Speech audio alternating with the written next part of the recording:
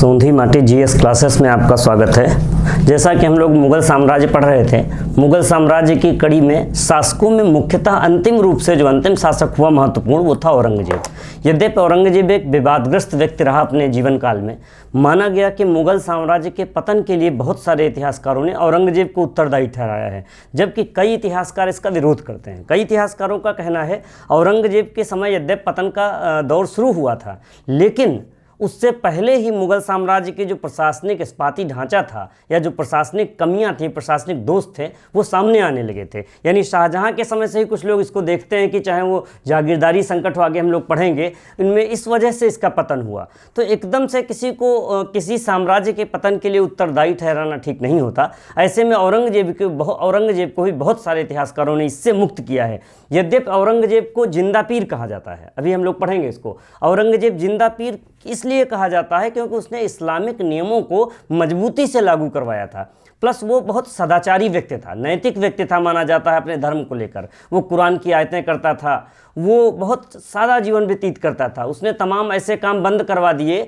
जो यद्यपि हिंदू धर्म के वो विरोधी काम थे, लेकिन इस्लाम में उन कामों की सराहना मिली। इसीलिए उसको औरंगजेब को क्या कहा गया? जिंदा पीर कहा गया है। अब हम लोग औरंगजेब के विषय में महत्वपूर्ण बातें पढ़ेंगे जो आपकी परीक्षा के लिए महत्वपूर्ण हो सकती हैं। शुरुआत करते हैं औरंगजेब की। औरंगजेब का समय आप देख रहे होंगे 1658 से 1707, यानी 49 वर्ष तक ये व्यक्ति शासन करता है। और 49 वर्ष तक शासन करने वाले बहुत कम लोग हैं। बहुत लंबा पीरियड है जब ये शासन करता है। जब हम लोग शाहजहां पढ़ रहे थे तो आपको याद होगा औरंगजेब ने दारा को मारकर, दारा एक अच्छा राजकुमार था, उसको मारकर सिंहासन हथियाया था और पिता को अपने जेल में डाल दिया था। यानी लाल किले में आगरे के पिता को कैद कर दिया था, वहीं से वो ताजमहल निहारा करते थे। ऐसे में शाहजहां को अपने पिता को जीवित डाल देना जेल में और शासन पर बैठ जाना अपने आप में एक चुनौतीपूर्ण काम था। उस समय बहुत सारे ऐसे सामंत सरदार रहे होंगे जो शाहजहां के प्रिय थे। ऐसे में अपने को जस्टिफाई करना उसके लिए चुनौतीपूर्ण था, इसलिए उसने 2 बार अपना राज्याभिषेक कराया। दिल्ली में ही उसने अपना राज्याभिषेक 2 बार कराया, हम लोग पढ़ेंगे। उससे पहले एक तथ्य शाहजहां में छूट गया था जो परीक्षा में कई बार पूछा जाता है। शाहजहां का जो नाम था पूरा वो आप यहाँ पर लिखा हुआ है, नोट कर सकते हैं। शाहजहां वाले चैप्टर में अबुल मुजफ्फर शहाबुद्दीन मोहम्मद साहिब किरण ए सानी। एक बार बड़ी परीक्षा में पूछा गया किरण ए सानी किसकी उपाधि थी, तो आपको टिक करना होगा शाहजहां। अब हम लोग औरंगजेब पे फिर से लौटते हैं। औरंगजेब का जन्म दोहद उज्जैन के निकट हुआ था। औरंगजेब का भी नाम बहुत बड़ा सा था। इसमें कई बार पूछा गया कि बहादुर किसकी उपाधि थी, केवल इतना उठा लिया उसने, तो बहादुर औरंगजेब की उपाधि थी। पूरा नाम है अबुल मुजफ्फर मुहियुद्दीन मोहम्मद औरंगजेब बहादुर आलमगीर पातशाह गाजी। इतना बड़ा नाम था। गाजी की उपाधि इसने धारण की थी इसलिए गाजी हो गया। पातशाह की उपाधि ली इसलिए पातशाह लग गया। बहादुर की उपाधि ली इसलिए बहादुर इसके नाम में आ गया। इस तरह से ये था।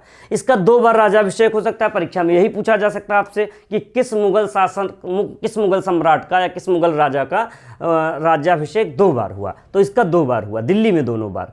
ये जैसे ही सत्ता में आता है, जैसे ही सिंहासन पर बैठता है, इसके बहुत सारे जो कर थे, उस समय बहुत सारे आबवाब जिनको बोलते थे, स्थानीय कर होते थे, आबवाब, 80 तरह के कर जनता पर लगे हुए थे और इसने एक झटके में सारे समाप्त कर दिए। इसके बाद अगला इसका जो माना जाता है कि औरंगजेब कट्टर मुस्लिम था, कट्टर शासक था और कट्टरता के कारण उसका उद्देश्य जो था दारुल हर्ब का मतलब होता है काफिरों का देश, उसका उद्देश्य था काफिरों के देश को इस्लाम के देश में बदल देना, दारुल हर्ब को दारुल इस्लाम में चेंज कर देना। ये औरंगजेब की मूल जो प्रवृत्ति थी वो कहीं न कहीं ये थी। और उसी के रिजल्ट में ये बातें आगे जो लिखी मैं आपको एलिबरेट कर रहा हूँ, बोल रहा हूँ, वो इसी से जुड़ी हैं और परीक्षा में प्रश्न इसी से आ जाता है। जैसे उसने सिक्कों पर कलमा खुदवाया जाता था, कलमा एक, तो इसने सिक्कों पर कलमा खुदवाना बंद कर दिया क्योंकि उसका मानना था सिक्के जो है काफिरों के हाथ में जाते हैं, यानी हिंदुओं के हाथ में भी जाते हैं, या बहुत सारे लोग सिक्कों को छूते हैं, उस पर अगर कलमा लिखा रहेगा तो कलमा एक पवित्र चीज़ मानी गई इस्लाम में। इस वजह से उसने कलमा खुदवाना बंद कर दिया। नवरोज त्यौहार उसने बंद करवा दिया। तुलादान की प्रक्रिया जो बहुत पुराने समय से मुगल सम्राट चलाते थे वो उसने बंद कर दिया। झरोखा दर्शन की परंपरा जो कि मुगलों की थी कि झरोखा दर्शन करते थे वो लोग कराते थे, वो उसने बंद कर दिया। भांग का उत्पादन उसने बंद करवा दिया। सती प्रथा पर उसने रोक लगा दी और वेश्याओं से कहा कि आप देश छोड़ दीजिए। इतने सारे काम वो सत्ता में आते ही करता है और ये सब काम एकदम से इनको हिंदू विरोधी देखना नहीं ठीक है, बल्कि इस्लाम परस्त कहना ज़्यादा ठीक रहेगा, क्योंकि वो इस्लाम का जिंदा पीर इसलिए वो कहा जाता है, या वो इस्लाम के लिए कट्टर था। इसके बाद उसने एक जो गलत काम किया और इसकी वजह से उसके राज्य में कहीं ना कहीं हिंदुओं के अंदर एक उसके प्रति बहुत ज़्यादा विद्रोह की भावना उत्पन्न हो गई, क्योंकि जो अकबर ने जजिया समाप्त करके हिंदुओं को और मुस्लिमों को बराबर किया था, उसने एक झटके में फिर से इनको अलग कर दिया और 1679 में उसने पुनः जजिया कर लगा दिया। मैंने बताया था जजिया कर हिंदुओं से वसूला जाने वाला एक शुल्क होता था जो सुरक्षा के बदले लिया जाता था। 1679 में जजिया लगाया और मंदिर तोड़ने का आदेश दिया, मंदिर तोड़ने का आदेश दिया और इसके चक्कर में ही बहुत सारे मंदिर टूटे। अयोध्या का मंदिर हो या मथुरा में हो या बनारस में हो, बहुत जगहों पर मंदिरों को तोड़ा गया। उसके सरदारों ने तोड़ा, खुद नहीं आता होगा तोड़ने। इसने जजिया पर एक चीज़ और लिखी गई, 3 वर्गों में इसने विभाजित किया कि जजिया जो देने वाले लोग थे उनके 3 ग्रुप बनाए कि आपसे इतना जजिया लिया जाएगा, आपसे इतना और आपसे इतना। इसका कारण यह है कि संपत्ति के अनुसार, उनकी आय के अनुसार किया। और स्त्रियों को, गुलाम, बच्चे और भिखारी, इन सबको जजिया से मुक्त रखा। यह भी परीक्षा के लिए महत्वपूर्ण है। उसने तीर्थ यात्रा कर आरोपित कर दिया, जो कि हटाया गया था पिछले सम्राटों द्वारा, उसने पुनः आरोपित कर दिया। और इसका विवाह जो हुआ था औरंगजेब का विवाह, इसका महत्वपूर्ण इसलिए सिर्फ है कि इसकी पत्नी का नाम था दिलरास बानो बेगम। ये फारस की कोई राजकुमारी थी, दिलरास बानो बेगम। इनका नाम था राबिया बीबी उपनाम।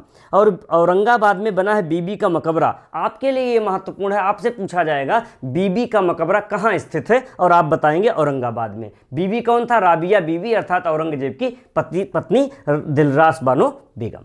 ये बातें हो गई। इसके औरंगजेब को पढ़ने के लिए आपको 3 ग्रुप में आना पड़ेगा। एक तो व्यक्तिगत इसका हो गया सारा ये, दूसरा इसके समय विद्रोह बहुत होते हैं, और तीसरा इसने साम्राज्य विस्तार कैसे किया। 3 बातें अगर आपके दिमाग में सेट रहेंगे औरंगजेब को लेकर, फिर हम जब धार्मिक नीति करेंगे या सैनिक व्यवस्था करेंगे या स्थापत्य करेंगे तो इसकी अन्य बातें वहां पर पढ़ लेंगे। अब दूसरा पॉइंट लेते हैं, विद्रोह।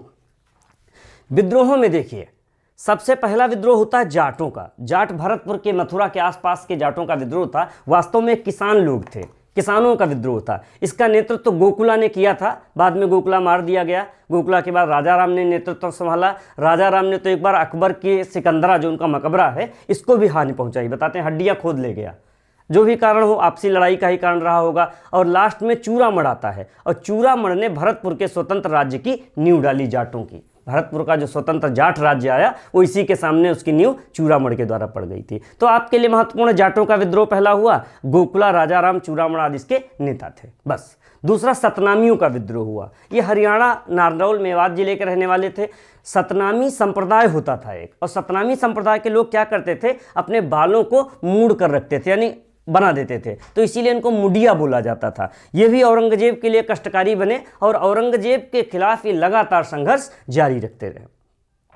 तीसरा, सिखों का विद्रोह हुआ। सिखों से यद्यपि कई बार संबंध मुगलों के बिगड़े थे, लेकिन इस बार बहुत ज़्यादा बिगड़ गए।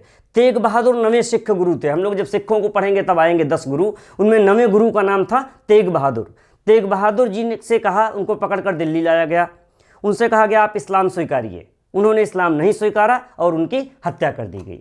सोचे कि सिख गुरु की हत्या हो जाए तो सिखों के अंदर उबाल आ गया होगा, और ये एक बड़ा विद्रोह तैयार हो गया। इसके बाद उनके पुत्र जो थे गुरु गोविंद सिंह जी, 10वें गुरु जो थे गुरु गोविंद सिंह जी, गुरु गोविंद अंत तक संघर्ष इनसे जारी रखते हैं औरंगजेब से, और लगातार इनके 2 पुत्र थे वो भी इसमें एक्सपायर हुए, और बहुत सारे संघर्ष किए गुरु गोविंद ने। एक बड़े वीर थे, क्या है, 1.25 लाख से एक लड़ाऊं, ऐसे करके इनका एक कथन आता है। और गुरु गोविंद ने खालसा पंथ की स्थापना की। ये सब पढ़ेंगे। उनका संघर्ष लगातार चलता रहा, लेकिन गुरु गोविंद को ये नहीं मार पाए, या उस तरह से गुरु गोविंद अपनी मृत्यु मरे बाद में। इसके बाद राजपूतों का एक बड़ा विद्रोह हुआ। उस समय राजपूतों में 3 बड़े शासक दिखाई देते हैं औरंगजेब के समय। एक तो मेवाड़ था, मेवाड़ के राणा राज सिंह थे, मारवाड़ के राणा जसवंत सिंह थे, और आमेर के जयसिंह थे, आमेर के जयसिंह थे। तो मेवाड़ और आमेर का रोल कम रहा। मारवाड़ से एक बड़ा युद्ध चला इसका, औरंगजेब का। देखिए हुआ ये कि जैसे ही ये औरंगजेब बैठा है तो जयसिंह और जसवंत सिंह इसकी सेवा में थे। आमेर के जयसिंह दक्षिण गए थे, पुरंदर की संधि की थी, शिवाजी को पराजित किया था। एक वीर शासक थे। 1665 के बाद उनकी मृत्यु हो जाती है। इसके बाद जसवंत सिंह भी इसकी सेवा में थे। जसवंत सिंह को इसने अफगानिस्तान का सूबेदार नियुक्त किया था। अफगानिस्तान से जसवंत सिंह 1678 में उनकी मृत्यु हो जाती है। इसी बीच क्या होता है, 1678 में जसवंत सिंह के पुत्र पृथ्वीदास को औरंगजेब मरवा देता है, जहरीली पोशाक पहनाकर। पृथ्वी सिंह के मरने के बाद वो कहता है जसवंत सिंह का कोई उत्तराधिकारी नहीं बचा, इसलिए वो हम अपने राज्य में मिला लेंगे, यानी मारवाड़ को।